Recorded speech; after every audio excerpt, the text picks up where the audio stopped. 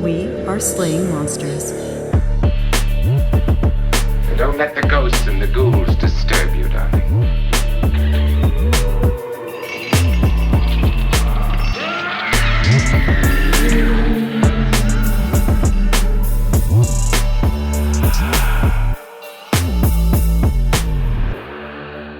So this one says, Demon, Dybbuk Box, Warning, Evil, Possessed Spirit, Haunted Paranormal, Occult. That's the title of the listing, the eBay listing. Gotta hit every keyword. Every right? algorithm branch on the tree. This is brand new. It's a new listing too. And it says, for experienced collectors only who know how to protect themselves spiritually. That is so cool. Get the fuck out of here, you amateurs. Yeah. Get out of here, noobs. That is so cool. My friend foolishly summoned and then attempted to trap an evil entity in this box. Honestly, I'm not sure if she trapped it or if it's just now attached, but something is here, all caps. She has asked me to find a home for it with someone who can handle this type of thing. I am hearing tapping at night, and you can see in some of the photos that there is a white shadow captured coming from the box. It was actually difficult to photograph. They're saying it's difficult to photograph the box because of the interference that it caused their camera. That's pretty awesome. That's really good. I'm definitely getting like we're all going to the World's Fair vibes from this. Oh, I mean, it really is. Yeah. Like that whole concept of like building this story together is 100% the Dybbuk Box. I mean, I don't know if you remember this or not from our earlier episodes, episode 1, but the Dybbuk, it attaches to a person. And that's going to matter in this episode today when we talk about it, because Dybbuks, you don't see them attached to objects. They're attached to people. So then it makes sense that the spirit would not go inside of the Dybbuk box because it's actually looking for a person, not a Dybbuk box. Right. Yeah, the Dybbuk should be attached to Kevin Manus or to, whoever. Zak Bagans. Or Havala, right? Yeah. Not to the box itself. Yeah. Right. So I don't know. Nobody ever really talks about that except the one rabbi who's like, and we'll get to that. It's really fun. It's a really funny moment in this story. Oh, is that the rabbi that's like, this is, he didn't say it, but he's kind of like, this is bullshit. He says something about like, I don't think that's in your script, but that's the way it is. That guy. Yeah. Oh man, that was a moment that will go down in Ghost Adventures history. I'm sure Zach wishes it didn't, but it did. By the way, we are slaying monsters. Hey. And we got Matt across the table. What's going on? And I'm EJ. And we are going to talk about Dybbuk Box Part 3. For the record, do you want to guess how much that Dybbuk box that I brought up, this eBay listing, how much it costs? $1,500. No, this one's on the cheaper end. It's $196.60. Okay. I like the 60 cents. It might be... it might not be American money, which might be why. It might be a conversion of some kind. I don't know. Let's go. I just want to sort price highest. Okay, so currently the most expensive Dybbuk box on eBay is $2,500. Okay. And is an antique Dybbuk box. It says active vessel, please read description, do not open. Amazing. Sealed in this box... Oh, no, this box was sealed with holy rites and church wax. And it is extremely unpleasant to hold it and be around it if you're sensitive to vibrations. I'm not going to make a vibrations joke. I'm not going to do it. I'm really tempted to, but I'm not going to do it. You can also buy I don't know if this is a replica or if this is just another version of the actual Dybbuk Box wine cabinet, like the exact one that Zak Bagans has for $5,555. Oh, it's a lot of money. I know. So yeah, we are going to wrap up our Dybbuk Box series this week. Yay! Okay. When we last left our Dybbuk Box, it was in the possession of a man named Jason Haxton. Now, Haxton had suffered from the curse, the claimed curse that came from this possessed box. he was experiencing odd smells, he was having misfortunes, and he came down with illnesses. He did some research into the box and its history, and he concluded that a Holocaust survivor, known only as Havala, had summoned a demonic Dybbuk and trapped it inside that wine cabinet.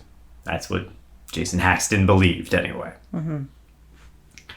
Now, at this point, Haxton estimated that he had over 9 linear feet of correspondence regarding his research. So when it was all written out, all the emails that he did, all of the text messages, the phone calls, everything, 9 linear feet of correspondence when printed out and arranged side by side. I have a question. Yes. How big was the font? Are we talking like 58? Oh, I actually, there were pictures on the website. It seemed like it was a reasonable font. It seemed like it was maybe 12, 14, maybe 18 tops. That's a good point. I'm just here asking the hard questions, I'm here to challenge your status quo. That's like when you're a kid and they give you the page count for an essay and you're like, I'm just going to... Yeah, and you don't do much, right? Mm-hmm. You're just like, I think I'm going to make my font 14. Yes. And then you're like, I have a couple headings here. I think the heading is going to be 24. Yeah, and the heading, and it needs space between the heading and the body. Yeah, just enough, right? Just enough. Yeah, and we'll double space. We'll do like 2.5 double spacing. Yeah.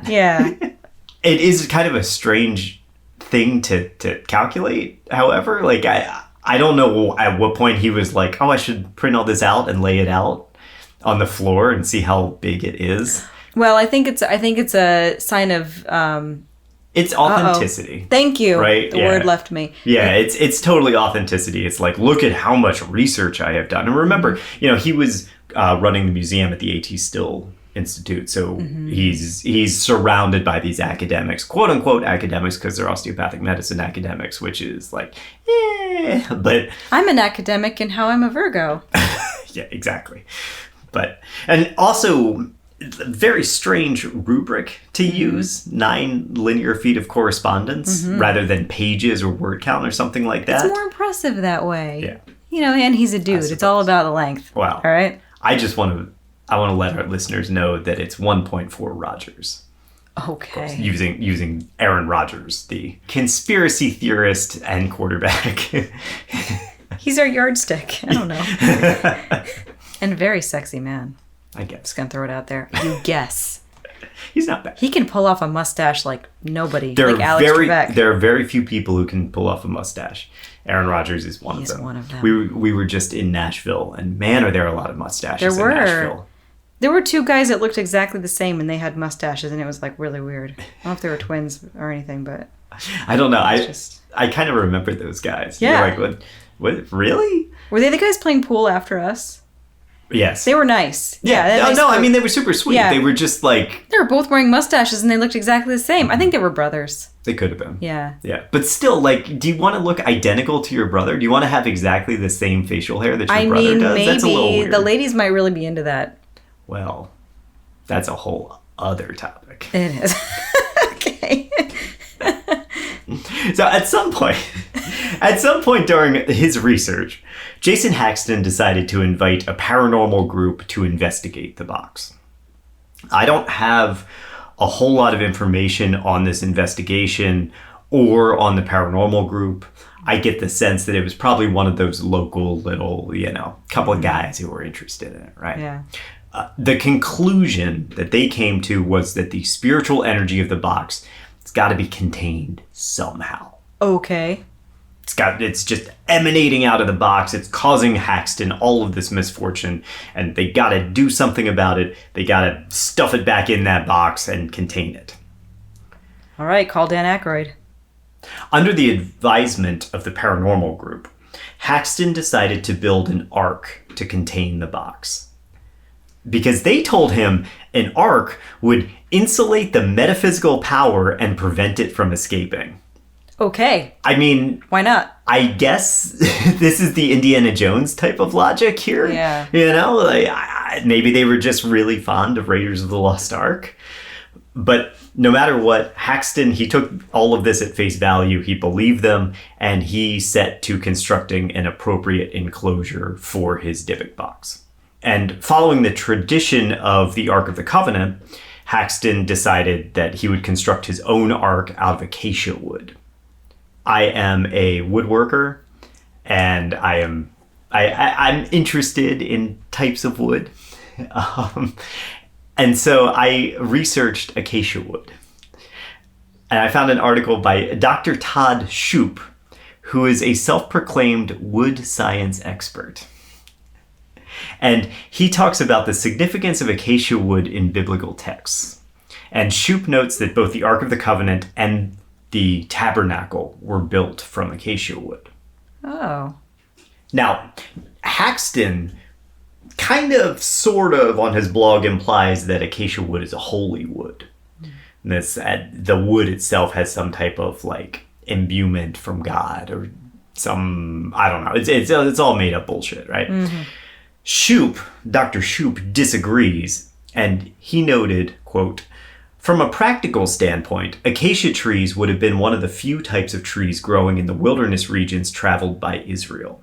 In addition, acacia wood is dense and extremely strong, making it a great option for any type of wooden construction."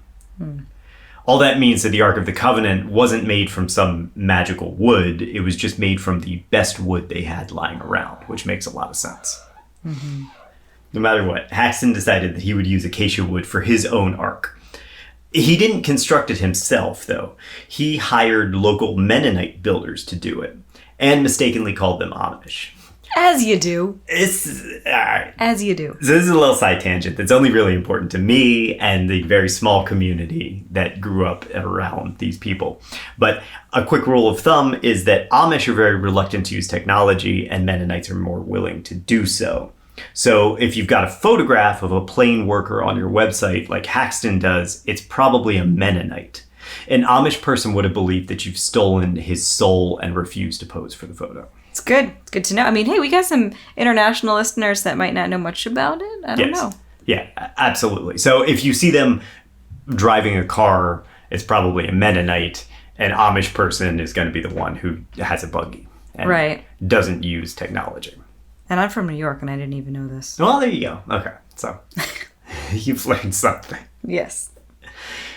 With the box now safely stored inside this mundane wood ark, and I mean, it's very plain looking. It's not fancy. It's not ornate. It's just kind of a wood box. Haxton turned to his next order of business. What do you think that is? Getting rid of it? No, publicity. Oh. Making money off of it. Well, those can be the same thing. I mean, maybe. It could be. Putting it up on eBay and making a great title for it so that the algorithm finds it and selling it for $4,000. The thing about Haxton that we'll see is that Haxton understood implicitly that if he sells the box, he only gets money from it once. Mm-hmm. But if he has the box and he makes the box itself famous without getting rid of it, then he's going to make money all the time. It's much smarter. Yeah. So almost immediately after purchasing the box from his student, Yosef Netsky, Haxton was contacted by the Los Angeles Times writer Leslie Gornstein. Now, she was a freelance journalist who just kind of caught wind of this story, and she wanted to publish it. And her article, Jinx in a Box, made a splash in Los Angeles at the time. In fact, so much of a splash that it caught one particular set of eyes, those belonging to horror producer and director Sam Raimi. Ooh. Now, if you're listening to this podcast, I doubt I need to give you any backstory on this guy. Sam Raimi is one of the most influential modern horror directors, getting his start with the low-budget Evil Dead series and exploding onto the Hollywood stage with his good buddy Bruce Campbell. Yeah, Bruce Campbell. And he has gone on to direct just a plethora of movies. Most recently, I think, the new Doctor Strange. I think that was the most recent thing that he's done. He also has been producing horror movies left and right over the last 10, 15 years. A lot of these big name directors start to turn to that as well, because it's a lot. They can focus on their own personal projects and still get really good shit made. Did he do Cabin in the Woods? The Cabin in the Woods or whatever? No, that was Joss Whedon. Oh, I confuse them sometimes. Yeah, I can see that. Yeah. Mm-hmm. Now, Raimi was in a very busy period when this LA Times article came out. He had just finished Spider-Man 2 with Tobey Maguire, and he was working on the third installment. And he had also just produced The Grudge, an American adaptation of a Japanese horror film starring Sarah Michelle Gellar. The American one, not the Japanese one. A follow-up to The Grudge was also in the works. And on top of all of that, he was actively producing the movie Boogeyman, which was a Stephen King adaptation due out the following year. Among the writers on the Boogeyman script were Eric Kripke, who would go on to create the wildly successful TV show Supernatural and currently showrun the Garth Ennis adaptation The Boys. Yay! So Raimi, he knew a good horror story when he saw one. And his newly formed horror production company, Ghost House Pictures, gave Jason Haxton a call. Now, Haxton claimed that he was so busy doing all of his research into the Dybbuk Box that he just ignored the call from Sam Raimi and this LA production company. I don't know if that's true or not. Okay. It is the kind of thing that you probably wouldn't ignore if you have this kind of attitude where you're trying to get the box to get as much publicity as possible. But Haxton is... He won't tell you that, right? He won't just come out and say to you, yeah, I was trying to make a bunch of money off the box, obviously. He's always going to say, I was trying to contain the evil. That's why we had the Ark built. I was doing all of this research. You know, I was so busy and I was so concerned about the evil that existed in the box that I wasn't ready to just turn it over to a production company. I mean, it did take a little while to get the wheels moving with Sam Raimi's company, Ghost House. But that also might just be a case of things taking time. I mean, Sam Raimi was busy. He has a slate of projects lasting him half a decade right now. My suspicion is that it was just kind of the development process that took a while. Either way, though, the film adaptation of Kevin Mannis and Jason Haxton's story got optioned. Meanwhile, Haxton began working on publishing his own research in book form, and he did so in 2011 with a book titled The Dybbuk Box. That was originally published through Truman State Press, which goes on to publish Haxton's later book, a biography on Andrew Taylor Still, the founder of osteopathic medicine. In the book, Haxton takes a trip to Oregon to visit Kevin Mannis and try to track down Havila's family. And here, the story takes a strangely conflicting turn. Whether it's out of his own skepticism or the desire to appear unbiased or whatever, Haxton really puts Kevin Mannis under his microscope of research. And he starts to find some troubling cracks in Mannis's story. Okay, so this whole time I'm thinking Haxton is part of this whole hoax. I mean... Because he's saying that he is, but not exactly the way you think. Okay. It's really interesting because so the story originates with Mannis, right? And then Mannis legitimately sold that box. Now, I don't know whether he actually sold it to Nietsky. I'm not sure if that's a real person or not because it's so hard to find any background on that person. But no matter what, it got sold to Haxton. And Haxton carries the torch and continues the story. But I legitimately think that these guys didn't know each other. I think that Kevin Mannis was perfectly content to sell the box and let it go from his life and let the story propagate on its own. And we'll talk more about that a little bit later. But from everything that I've read, all of the interviews, all of the reporting around this, I don't believe that these guys were in cahoots or were, you know, conspiring together or anything like that. I think that they were two independent people building a similar narrative around this singular item. Okay. In Oregon, Haxton and Mannis first tried to locate the house where the original estate sale took place, the one where Mannis got the box to begin with. But he couldn't find it. He couldn't remember where it was. And initially, he claimed, oh, the family doesn't want anything to do with the Dybbuk Box anymore, so I don't really want to contact them. I don't want to trouble them. And Haxton keeps pushing. He's like, look, you know, let's just even just drive by, or maybe we just see if they're interested in having an interview with me. I'm trying to put together this book. And finally, after some prodding, Mannis revealed that Havela's surname was What? Yeah. Spoiler alert, I don't think that's a real surname. Okay, so he came up with that name. Right. So that's the first crack in this story. Okay. Now, while in town, Haxton discovered another perplexing thing. Some of the workers at a bar called Club Underground remembered Mannis from his days working there. He used to be a bouncer there. Okay.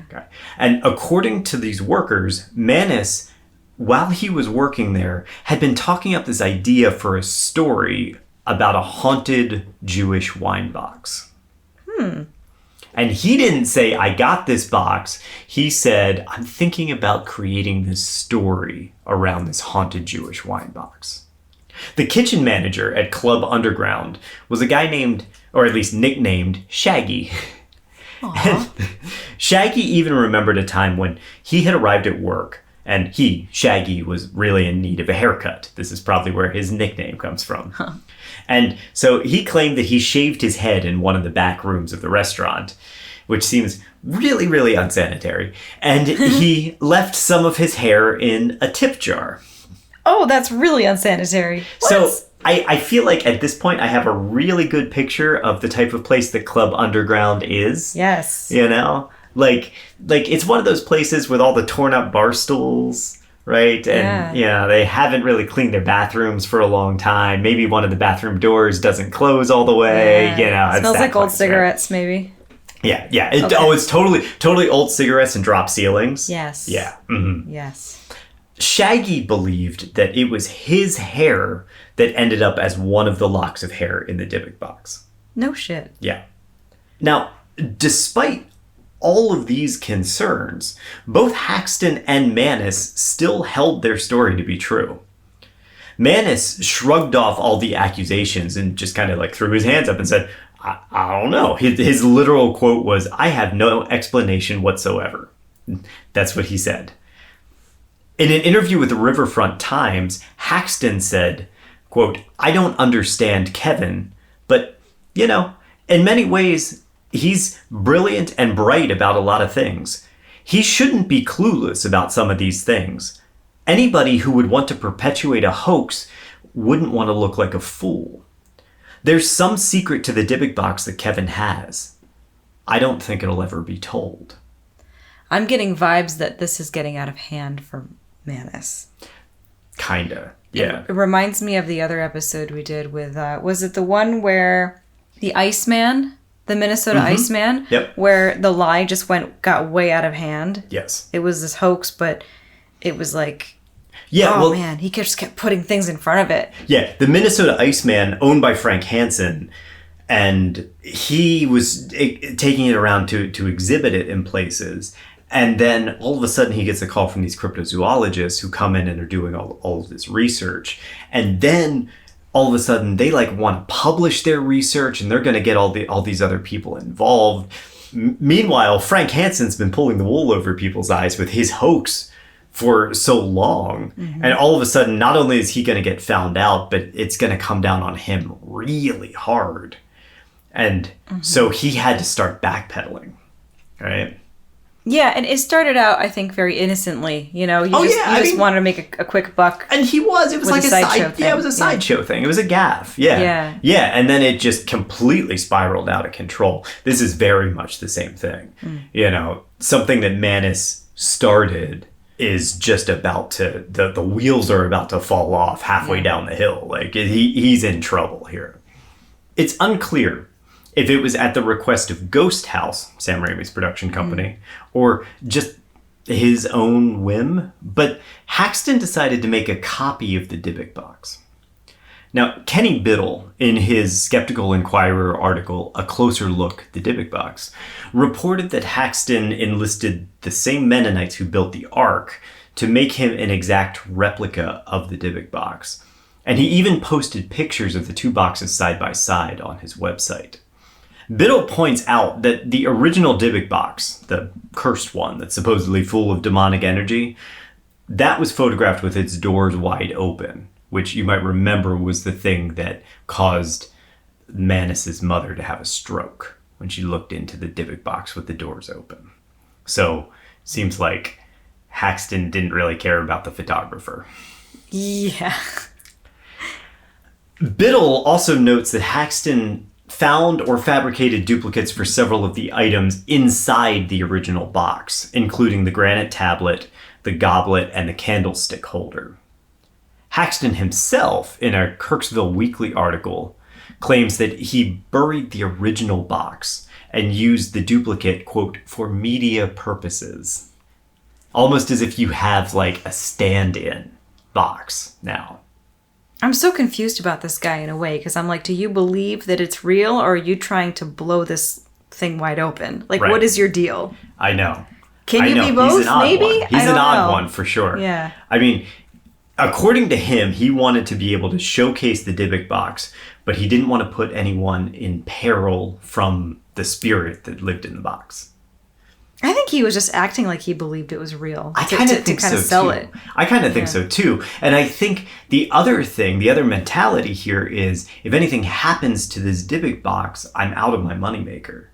So let's get a copy. Let's have a backup. And then if anything happens, it gets destroyed on a flight as you're showing it around or something like that. You can always be like, oh, that wasn't the original box. That was a copy. Yeah. Smart man. Ghost House brought on Juliet Snowden and Styles White to write the Dybbuk Box story, now titled The Possession. Snowden and White had both worked with Eric Kripke on the Boogeyman film just a few years prior. Leslie Gorenstein also got a writing credit, as the film was based on her article.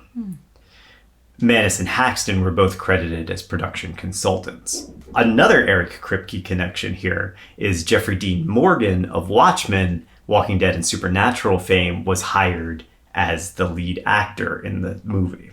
Oh, I love Jeffrey Dean Morgan. Yeah. He's in The Boys, too. He was hired alongside actress Natasha Callis. In an interview with Gizmodo, the stars recalled an unusual happenings on set, and they attributed it to the supernatural curse kind of spilling over from the real Dybbuk box. Jeffrey Dean Morgan said, quote, "I'm a skeptic. Look, I'm not going to lie. That being said, there was something weird going on set. Lots of light bulbs exploding, just overall kind of creepiness. Don't mock the box was sort of the mantra that we lived by while we were filming this. Somebody wanted to bring the box on set, like the real box, and I was adamant against it." Oh, that's good. That's cool. And this is the thing, right? I don't know if that's true or not. Yeah. Like, it totally seems like the kind of thing that he would just kind of say with this little grin on his face and like, yeah, that's great. That's great for publicity, right? Oh, it's, talk of the story. It's bad for the movie if you're like, it's bullshit. It's just a movie. Yeah. Yes, you can get that nice little based on actual events, that whole, like, this really happened, right? Yes. Unfortunately for them and their excellent marketing like that, The Possession, it earned about $14 million on its opening weekend in 2012 and grossed about $82 million total. But reviews were largely negative, and it holds a 38% on Rotten Tomatoes. Aw. Oh well. It seems likely that Ghost House probably wanted The Possession to spawn like a new horror series, kind of like The Grudge. And they were building that at that time. But that never really came to fruition. So Ghost House went on to make reboots of The Evil Dead and Poltergeist a few years later, and events around the haunted wine cabinet kind of died down for a while. Wine cabinet is not very sexy. Wine cabinet? I'm just going to throw this out there. Wine cabinet's cool. What do you mean? It's just not the sexiest bad guy. I don't know. Like, you have the creepy-ass doll. Yeah. And that's kind of Annabelle, exciting. right. Yeah, that's kind of cool because the dolls are creepy. Also, Annabelle's got a good name because it's Poe. Annabelle Lee. It does. It's true. Right. It's got a lot going for it. But, like, we're just talking about a piece of wood in a house that can't do anything. It doesn't look like anything. It just looks like a box. Like, yeah, you can't put googly eyes on it and make it more I don't know. Would it be scarier if it had googly eyes? Like googly eyes and then little eyebrows. Like normally the eyebrows are horizontal, but every now and then they get like pointy, angry eyebrows. Like exactly. That's kind of what I'm talking about with this. Like, it's a wine cabinet. How scary can it?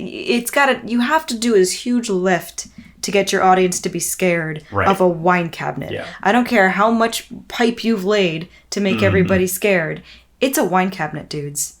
My dudes. It's like being scared of a refrigerator. Well, and that is exactly why Jeffrey Dean Morgan in that interview was like, oh, I didn't want them to bring the box on set. All these weird things happened. Lights exploded, all that. Which is all perfectly in that narrative, right? Remember, the box caused crystal knocked. Yes. It's totally in line with everything. You have to keep it like elevated and real and scary. So I understand why it didn't do well, honestly, because I just think as a concept, it's just not that great. Yeah. Yeah. You have like one shot of the box. It's like a slow push in on the box. And then the doors pop open, maybe. Exactly. But that's like it, right? What can it do? I don't know. It can't strangle you. I mean, I think it could do a lot. I think they actually failed in this because the box should have been the aggressor. And it should have been like flying around the room, attacking people, like smacking into their heads. Yeah. Totally. Yeah. Totally. I agree. I was thinking of the... there was that Adult Swim movie that was the fire. It was the like Yule log thing my God, that then became something else. Really it was so random. Wasn't there like a weird random object in that? There might have been. I don't remember. I can't remember. It's been too long since I've seen it. That movie was great though. Yeah. Wasn't it called like Yule log? It was called Yule log. Yeah. Oh, that movie's great. Or Yule. I think it was Yule. Okay. Yeah. Then a new chapter begins in the Dybbuk Box story. A chapter written by one of the most influential modern-day paranormal investigators. Enter... Zak Bagans! Yeah. Oh, yeah. Yay! No stranger to the weird and creepy, Bagans had been investigating hauntings and possessions for over a decade at this point. The host and lead investigator of Travel Channel's wildly, and I mean wildly successful Ghost Adventures, Bagans and his team had been all over the world and really all over the Western United States performing paranormal investigations. Yes. Now, just to be clear, we fucking love Ghost Adventures and all of their antics. Yes, now, we do. And I mean, I have seen every single Ghost Adventures episode. I don't really watch the Screaming Rooms where they like sit down and rewatch their episodes. Yeah, no. We have watched all of his Haunted Museum. The ones where he acquired the things for the Haunted Museum. I don't remember if that one's Deadly Possessions or not. But we watched all of those. I mean, we've been obsessed with Ghost Adventures for a long, long time. Yeah, ever since our friend told us about it, we were like, yeah, okay. These guys are the best. That said, I find most of their evidence dubious, their methods flawed, and their conclusions frequently rushed and unfounded. However, I think that, and this is a conversation that we've been having for quite a while on this podcast, but I think that this show, Ghost Adventures, along with Ghosts in the Hood, another terrific show, Dead Files, Hulu's recent Living for the Dead, which is excellent. Oh, I love that show. And like all of these others, I consider them a continuation of the Victorian seances. They are meant for entertainment, not scientific advancement. And I think if you look at them that way, and not as like, oh, these guys are out here doing actual real research, trying to change the paradigm or something like that, then you can deal with them a little bit better. Yeah, even if they think that they're not for real entertainment, they think they are actually doing stuff that's... But I think all of them think that it's both. Sure. You know what I mean? It is best. both. You can't deny that there's entertainment in there. There are also real parapsychologists who are going around doing investigations and not publicizing their stuff and not trying to get deals with the Travel Channel and stuff like that. And maybe just write books about it. Hans Holzer was one of those. Now, he existed kind of before the whole boom happened, but he was not really a like public dude. He was just an investigator. So those people are there. Obviously, Ghost Adventures taps, Amy Allen or Cindy Kaza, I think it is. Cindy Kaza and Steve DeShavi, like they are now both entertainers and investigators. Yes. Steve DeShavi puts us both to sleep, though. He does. It's a melodic voice. By 2016, Zak Bagans had become so well versed in the paranormal that he decided to open a museum of cursed and haunted artifacts. And ever the entrepreneur, his search for museum pieces was documented by a film crew and turned into a single season show called Deadly Possessions. That was a series on the Travel Channel. Among the cursed objects that he found and added to his museum were Bela Lugosi's scrying mirror, Ed Gein's cauldron, which he allegedly used to cook body parts, and Peggy, a doll so cursed that even looking at her can affect you. The first episode of Deadly Possessions focused on the Dybbuk Box and Zak Bagans' investigation surrounding it. Remarkably, Ida Manis, Kevin Manis's mother, agreed to speak on camera about the box and the stroke that she experienced when it opened. And she said, "I looked at the box and it was as though the box was looking back at me. The doors opened and it was just like a cool breeze coming out. I can't describe it. Just pure evil. I couldn't run away. I couldn't get away from it." I would like to know how much Kevin told her about this box before she opened it up. Quite a bit, actually. Okay. Quite a bit. Right. We'll talk about that a little bit later. All right. This testimony and affirmation of the Dybbuk Box's power must have made an impact on Zak Bagans. Because later that year, he bought the box from Jason Haxton for an undisclosed amount of money and set it up in his haunted museum. Now, I assume that this means that Haxton dug the box up from its graveyard in his from its gravesite in his house and cleaned it before bringing it to the museum, I guess. Because remember, it's buried in his yard. He didn't give him the duplicate? He did not. Okay. At least not according to him. Okay. Probably not. Anyway, he claims that he gave him the original. Okay.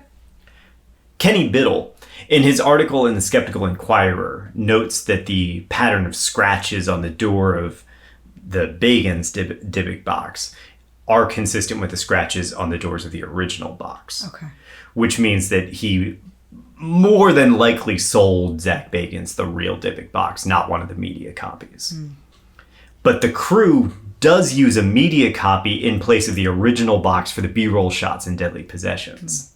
Which just kind of makes sense, right? Like, given Zak Bagans' deep respect for the box's power and all of that stuff, he actually doesn't want to jeopardize the health and safety of his crew. He's a nice guy. Unlike Jason Haxton, who just opened the box doors and was like, "Hey, take a picture of it." Wow. Zach believes in it. I don't know about Jason. I don't know about Haxton. Yeah. Manis spoke on camera for Deadly Possessions and detailed some of his more recent research. He now claimed that there was not just one Dybbuk box. See, he now says what happened is Havilah had separated the evil across 10 boxes. Now, Manis had managed to find a second, which he brought along with him to the filming. And he also explained that of the 8 boxes that had been found, 2 were still missing. Oh, I forgot about this. Yeah.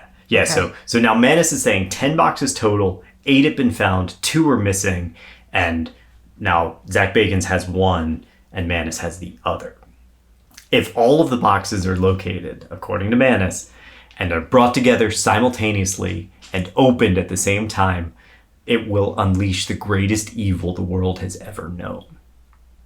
During the episode, Zak Bagans invited Kevin Manis to spend some time isolated with the Dybbuk box in the basement.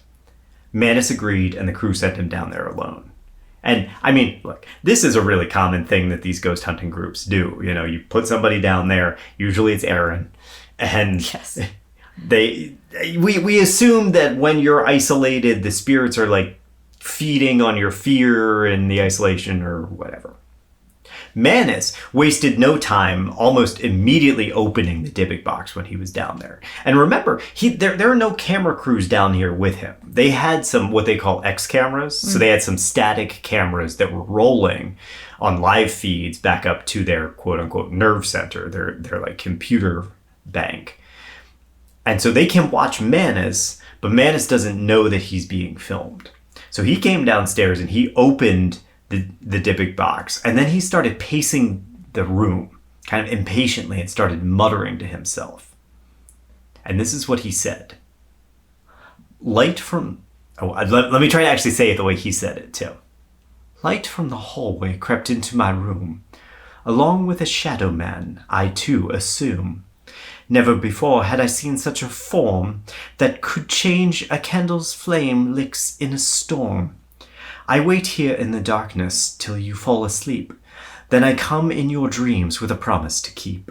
From the nighttime to morning, I'll torment your soul. He just said that? Yes. What's that from? And in a British accent. He said. And in a British accent? Yes. What is it from? No one knows. Okay. Not at this point. It actually went on, too. It continued for some time. Meanwhile, the Deadly Possessions Ghost Adventures crew are getting more and more distressed watching this guy. Just pacing the room, muttering to himself suddenly in a different accent and saying things like, along with a shadow man and from nighttime to morning, I'll torment your soul.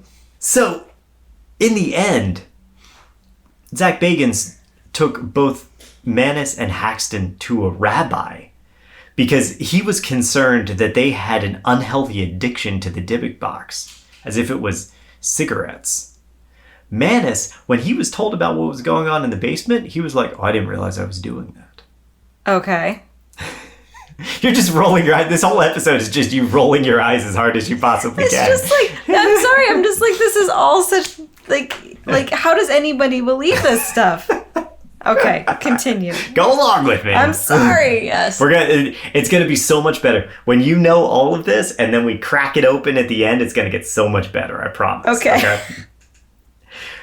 When they were at the rabbi, Manus coughed and Zak Bagans thought that was some kind of demonic possession manifesting in him, like a demon trying to get out of him. He would. Mm-hmm. Now, of course, we know that that's not the Dybbuk because when the Dybbuk is exercised, it comes out of your big toe. Right. Yeah. So this is all super fucking bizarre, right? Like, what the fuck is any of this? Well, Kenny Biddle traced the words Manus was muttering. He found them online. It brought him to Broadjam, a music licensing platform. Kevin Manus actually has a profile on Broadjam with several of his own personal works uploaded there and licensed. One of them is The Shadow Man Part 1, a spoken word children's poem. And as you may have guessed, it's exactly what he was muttering to himself, and it's spoken in a British accent. Even more interesting, the poem was uploaded in 2012, 4 years before the Deadly Possessions episode aired. So, whatever inspired Manus to recite that poem, it definitely wasn't off the cuff. So he intended to do this? Yes. And remember this, because we're going to come back to it. Okay. When Bagans was visited by his buddy, rapper Post Malone, the two of them screwed up their courage enough to remove the plexiglass display case that protects the Dybbuk box. Bagans, he even touched the box, but neither of them were willing to open it. However, just being in proximity might have been enough for the curse to take hold, if you believe Post Malone. Because he blamed the box's curse for a string of misfortune he had that year, from his plane making an emergency landing, to a robbery at his home in LA, to even a car accident. Wow. Yeah. I seriously doubt that an ancient evil caused any of those events, personally. But in a funny side note, Post Malone actually no longer lived at the house when the robbers broke in. So the current owner had to explain to them that they had broken into the wrong house. Oh, wow. They thought they were going to Post Malone's house? They thought that they were breaking into Post Malone's house, but he didn't live there anymore. And so the owner had to be like, Why are you breaking into that? He's not here anymore. This is awkward. Doesn't that seem like an Inside Number 9 episode? It really does. It totally does. So, Post Malone, Zak Bagans, they tried to open it. They did not open it. They weren't brave enough. Aww. Or they were smart. Sure. In 2018, Zak Bagans announced that he would definitely open the box, this time for the first time on a live investigation. This was their Halloween investigation, 2018. And despite those live cameras, he didn't open the box. Was this the one with Josh Gates? Yeah, this is the one with Josh Gates. Josh Gates is outside the museum, and he's kind of reporting all the things that are going on. There's also an incredible encounter between Lady Snake and the White Witch. Oh yeah, that's where they kind of fight each other a little bit. Yeah, it's really great. It's great. It's like the lamest witch fight you've ever seen in your life. Yeah, with no magic at all. They're just kind of like, I don't like her. Yeah. I don't like her. It's just so funny. Yeah. It's adorable. And this is the one with the rabbi. Yes. So in this one, God, this is probably one of the most cringeworthy moments in Ghost Adventures history. It was actually. so uncomfortable. So they circle the box a couple of times. They call in this rabbi. This is Rabbi Shea Harling. And when he showed up, Zak Bagans totally expected him to be like, oh, the Dybbuks are so powerful, they're so dangerous, blah, blah, blah. But he confessed to Zak that he, quote, read up on the Dybbuk today because they told me about it. So he didn't have like a great wealth of knowledge of it. Mm-hmm. So Zak Bagans asked him, is there demonic possession connected with this box? And Rabbi Harling replies, not that much, I believe. Not that much. Like maybe 1%. No. Not that much. As much as a doorknob or a refrigerator. And then he says, I wouldn't be too concerned about it. I love it. Which is like the worst thing you want to hear when you're in the middle of this televised live investigation, right? You could see Zak just dying inside at every moment. So he pushes him, right? Yeah. And Rabbi Harling replies, that may not be in your script, but that's my personal belief.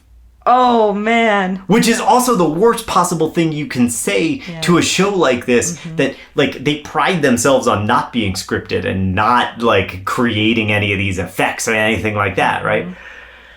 In the end, Zak Bagans decided that opening this box during the live show would be a mistake because the rabbi, according to him, was not prepared to reseal the demon in the box.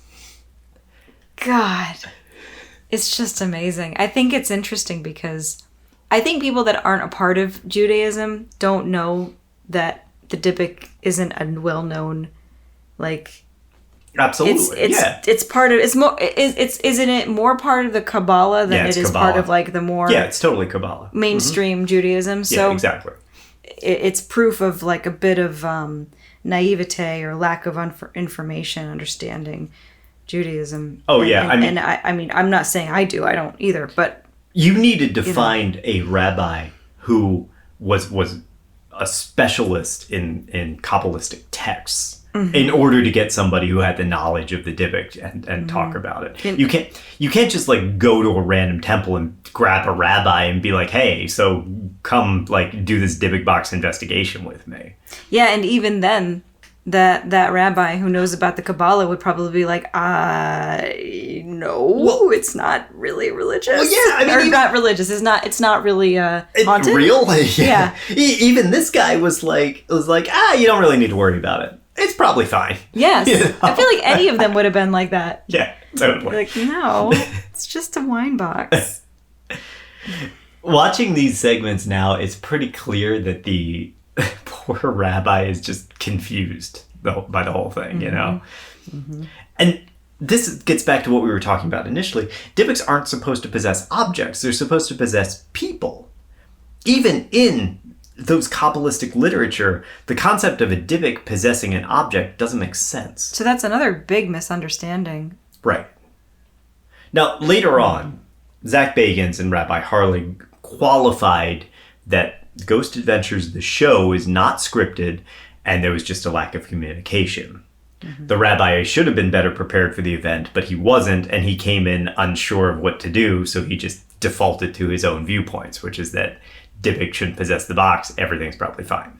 And you know what? That's exactly what he should have said. He should have said his viewpoints. Like, yeah. Why go the other way? That's even worse. Why would he? Yeah. He wasn't going to lie and risk his reputation and principles. Well, and possibly like scare people over nothing. Yeah. You know? Exactly. He has a responsibility as a man of the cloth. Yeah. I have a lot of respect for Rabbi Hartley, actually. I do too. I think the man did everything he should have done there. Yep. So for the next 2 years, the Dybbuk box sat on display in the museum. Zak Bagans insisted that it be constantly covered with a plexiglass case and surrounded by a ring of salt. Delicious. Just like something out of Supernatural. Really, yes. Now, for those that don't know, in that TV show, the paranormal hunters Sam and Dean Winchester often use salt to keep evil spirits at bay.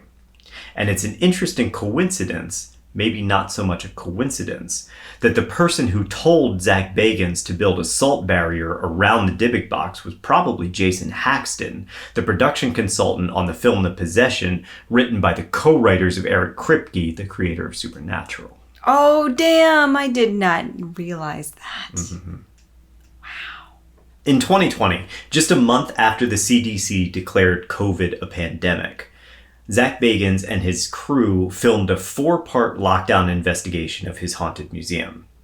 For episode 4, he returned again to face his challenge and open the Dybbuk box for the first time on camera. And this time, he carried the box around the museum, and the team ran several experiments on it. Mm-hmm. They claimed to catch a ghostly figure inside the box with their SLS camera, a device based off the old Xbox Kinect technology. I didn't know that. Yeah. Okay. So, wait, what didn't you know? Xbox Kinect technology? Yeah. Okay. Yeah, so it was a camera. Oh, well, here, let's talk about it. Okay, were we going to talk about it anyway? Yeah, we're going to talk about it anyway. All right. So let's talk about that now. Yeah, the SLS camera. Mm-hmm. So, for those that don't know and don't watch these shows with the obsessive quality that we do, the SLS uses what's called a structured light sensor to distance map and pull out figures.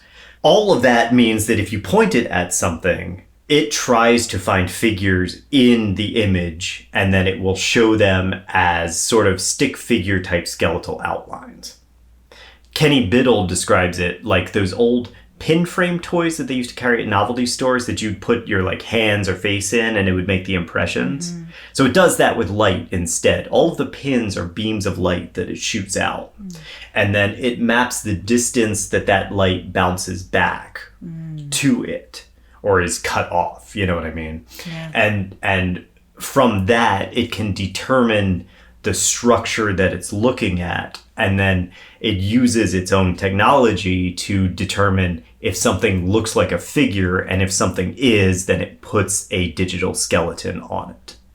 That stick figure skeleton. So that's how it works. That's how it's supposed to work.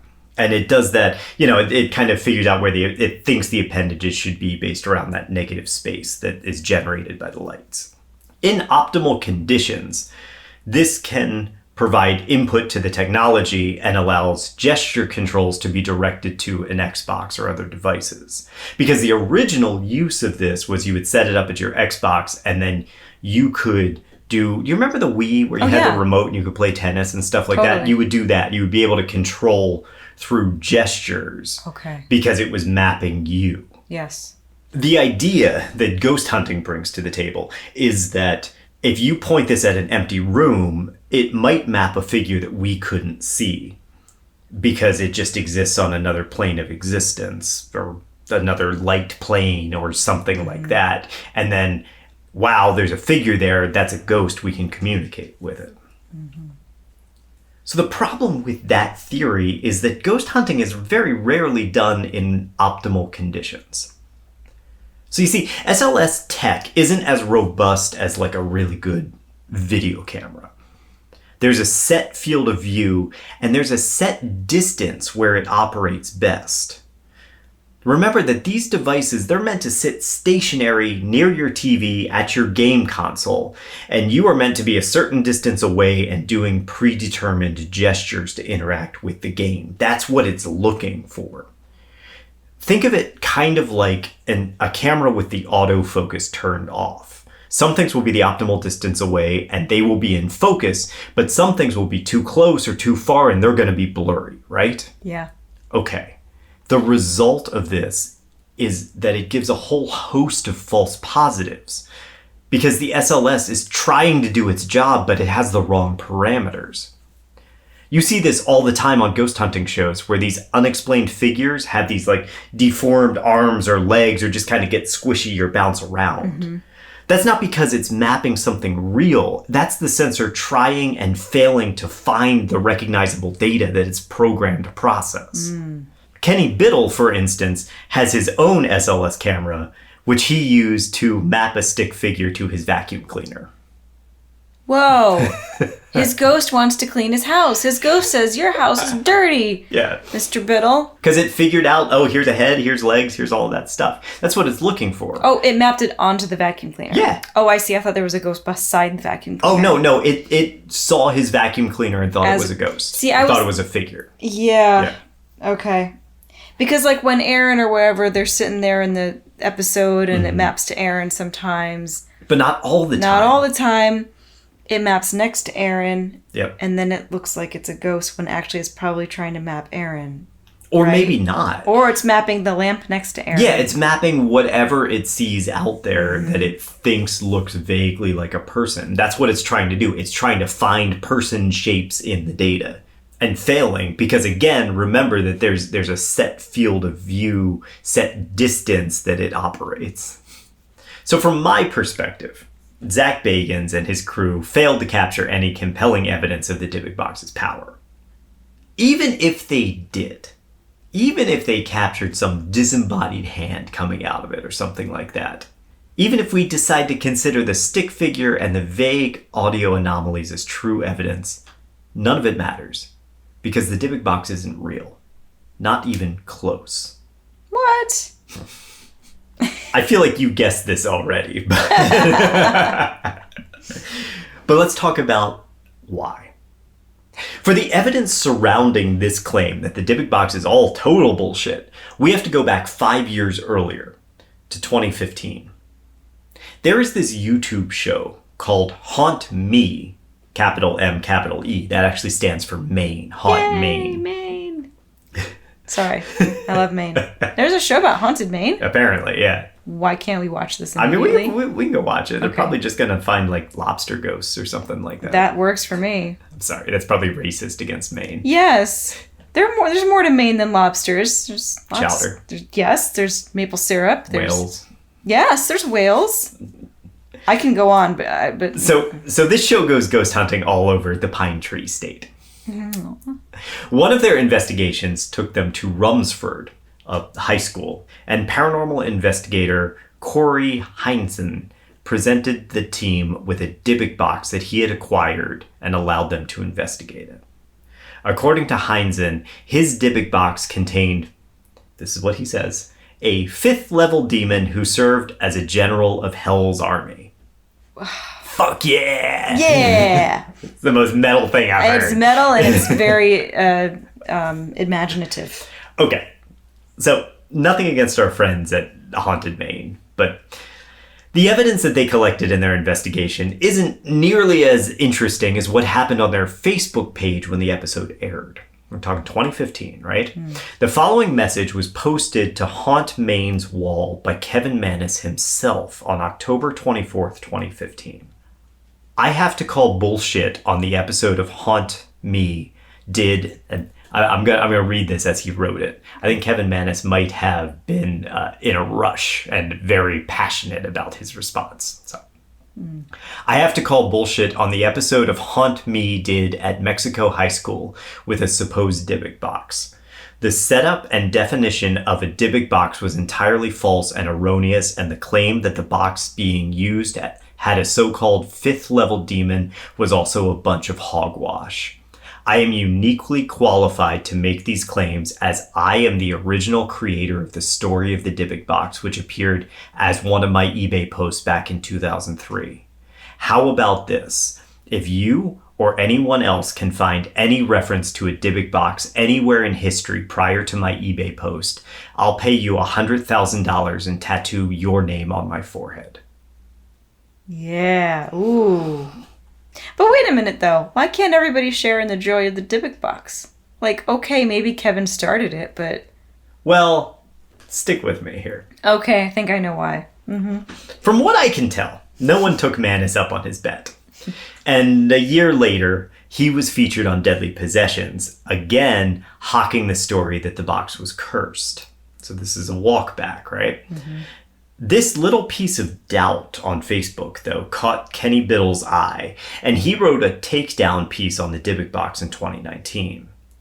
Through his own research, Biddle identified the box as a mid-century walnut minibar by Karoff, a Japanese company.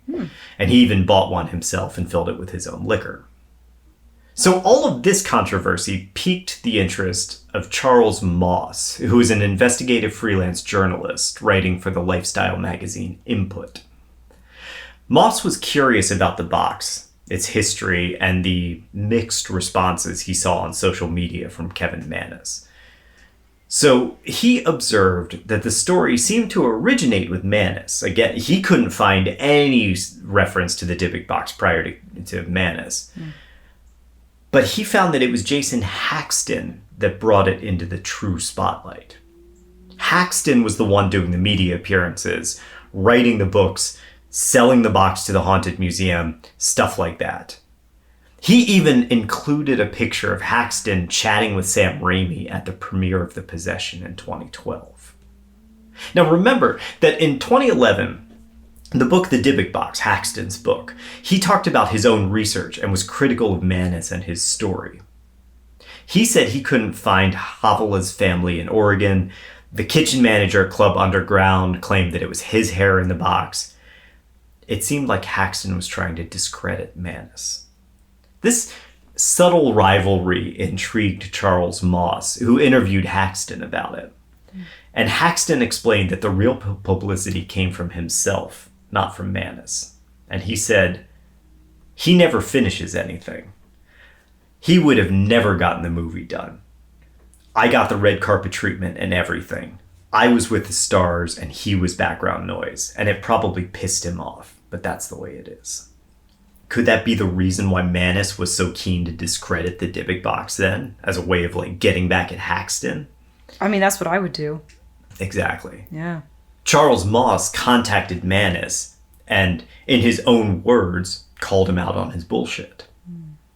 And finally, nearly 20 years later, Kevin Manus revealed the truth. He said, quote, "I am a creative writer. The Dybbuk Box is a story that I created. And the Dybbuk Box story has done exactly what I intended it to do when I posted it 20 years ago. Became an interactive horror story in real time." Freaking awesome, man. So awesome. Yeah. I love that so much. So here's the thing. Way back in 2003, Manus had hit a low point in his life. He'd been having relationship problems with his girlfriend, and he had run into some financial issues, according to his friends. He'd been at a yard sale where he bought a wine cabinet, not from a Holocaust survivor, but from an attorney. And he did refinish the box, and he did give it to his mother as a gift on Halloween. And she did have a stroke that same day. And Manus, like any good creative, used his desperation and his emotional turmoil as a muse, wrapping the story around a haunted box with mystical origins that could be responsible for all of his misfortune. Manus admitted that he carved Shalom on the back of the box. He also created the granite statue, which was another side hobby of his. When Moss asked Shaggy, the kitchen manager of Club Underground, he confirmed that the hair was in fact his, and Manus made the whole thing up as a way of dealing with his hardships. Shaggy said, "Kevin is one of the most brilliant people I've ever met. The specific box was Kevin at a low point needing some money, and in his brilliant mind came up with an incredible story that he knew would sell. And it became the phenomenon it is now. That is so cool. The problem is, he made $140 on it. Yeah. And Jason Haxton sold the box for an undisclosed amount to the Haunted Museum, plus optioned the movie, plus all of this other shit. Yeah. He's the guy who actually made the money on it. I would be really pissed if I was Manus. Yeah. Manus even got his mother in it, too. Ida Manus, during her interview with Zak Bagans, gave what Kevin calls an outstanding bit of motherly support. Ha! So she was in on it with him. Oh, it was all part of the ruse. Yeah. And the Deadly Possessions team just bought it. Of course. I mean, who's gonna disbelieve an sweet old lady? Sweet old woman. She's a stroke survivor? Yeah. You think she's never capable of that deceit. No. But she was, and she played it just beautifully. Oh, man. I love it. And Yeah. Zach is such a sucker for that, I feel like. Oh, totally, right? Oh, man. And then for Manus's part, his muttered poem, that was a result of miscommunication. He didn't realize he was being filmed down there. He thought he was waiting on the crew to set up their next take. And so after 20 minutes, like, he didn't even realize he was part of the investigation.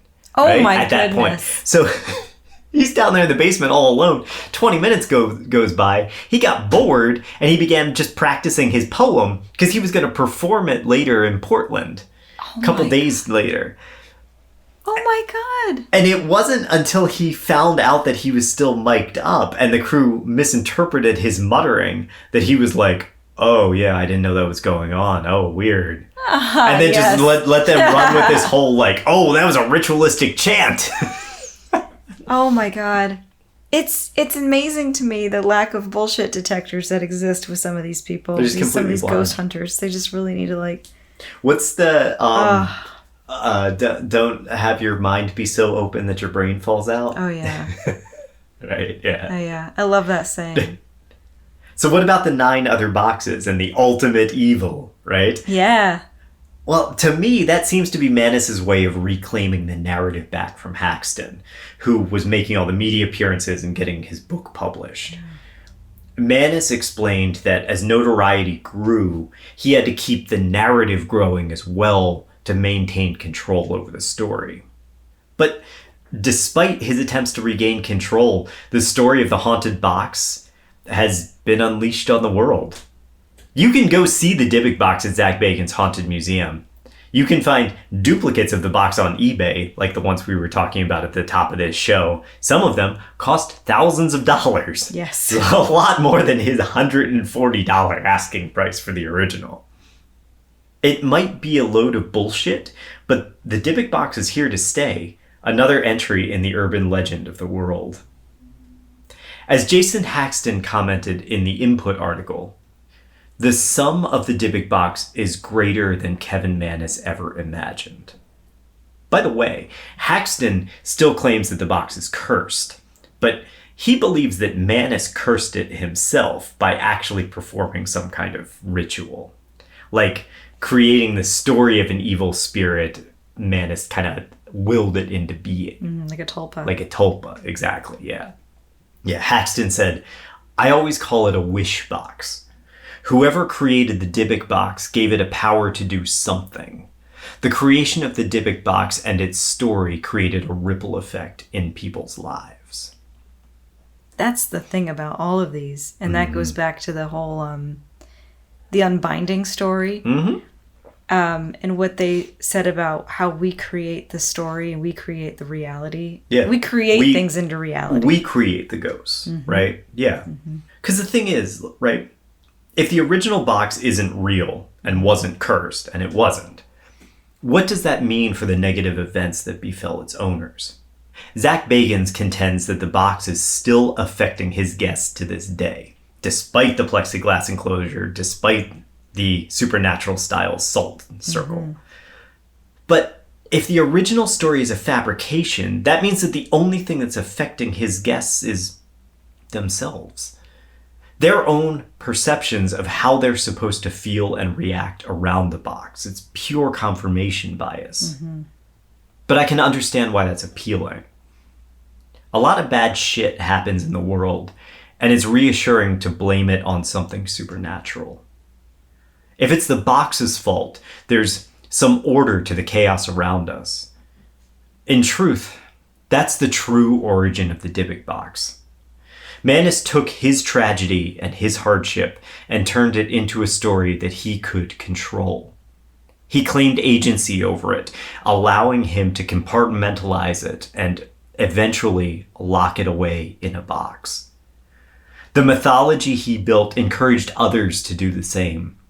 What started out as a gag item on eBay has become a paranormal icon, a modern oral tradition that we are still building in real time together. And while I can appreciate storytelling as a coping mechanism, I think there's a danger to attributing evil to the supernatural. It obfuscates the truth, and it creates a world where Nazis were the unwilling puppets of demons, and misfortunes come from an authentic being. But the truth is more complicated. Evil spirits didn't persecute the Jews during the Inquisition and the Holocaust. Real people did that through nefarious policy born out of small-minded hatred. I think now, more than ever, we need to hold a light up to the true evils in the world.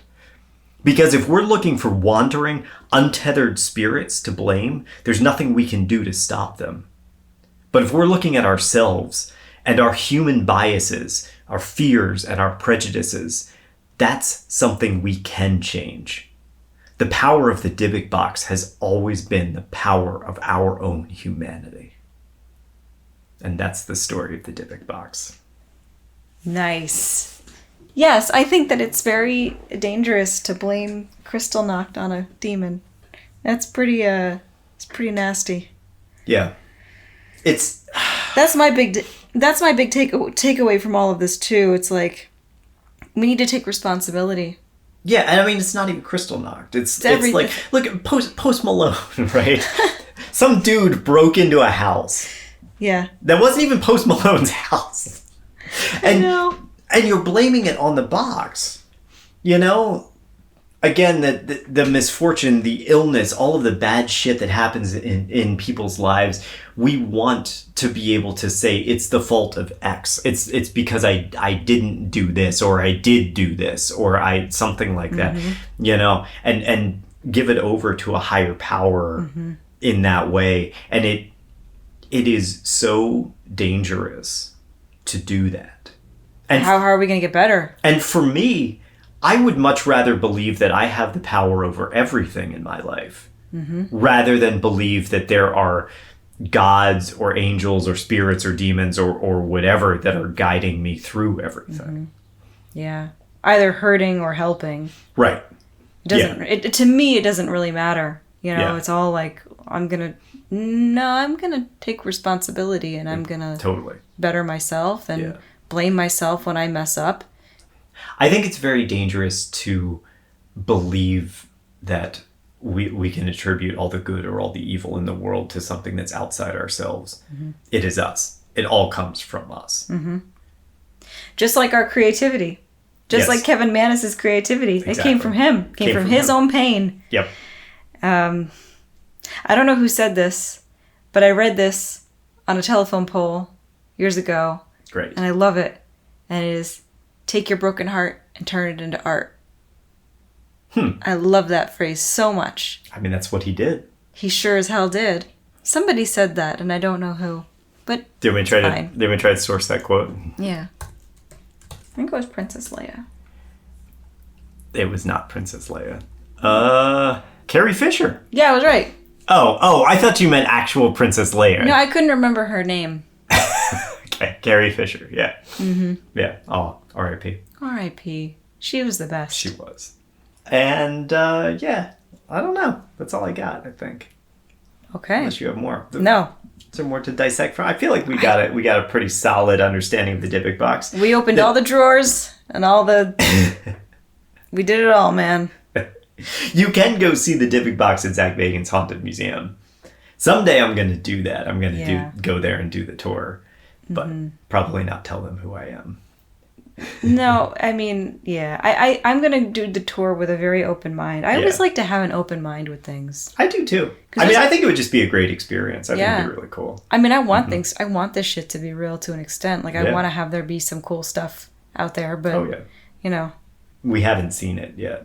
No, there's sometimes some really neat stuff that they have on the show on Ghost Adventures. Sometimes like stuff happens and you're like, whoa. Well, there's plenty of things that happen sometimes that you're like, oh, that's surprising. As a matter of fact, in our next series, we'll talk about something that perplexes me to this day. Oh, really? Yeah.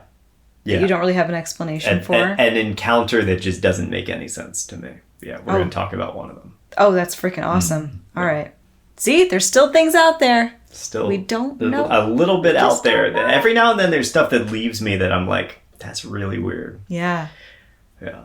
Yeah. It's few and far between, but there are definitely moments. It's pretty cool. Oh, I'm excited to know what that is. Okay.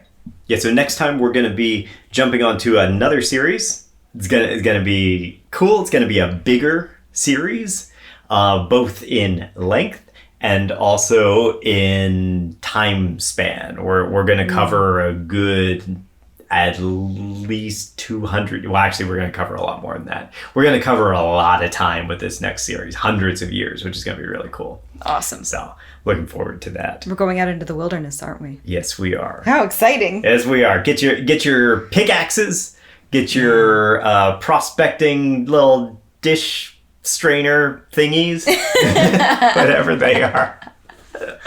Oh, man. Yeah. And put on your hiking boots because we're going out into the wilderness. Yay. So. All right, guys. All right. Thank you so much for listening. Thanks for listening. Be safe out there. Bye. Next time, you are hiking the vast wilderness of British Columbia, dozens of miles from civilization. In the distance, you hear a cry unlike anything you've ever heard in your travels. Something between man and beast. A cry that chills your blood and stops you in your tracks. Darkness falls around you as the bellows grow closer.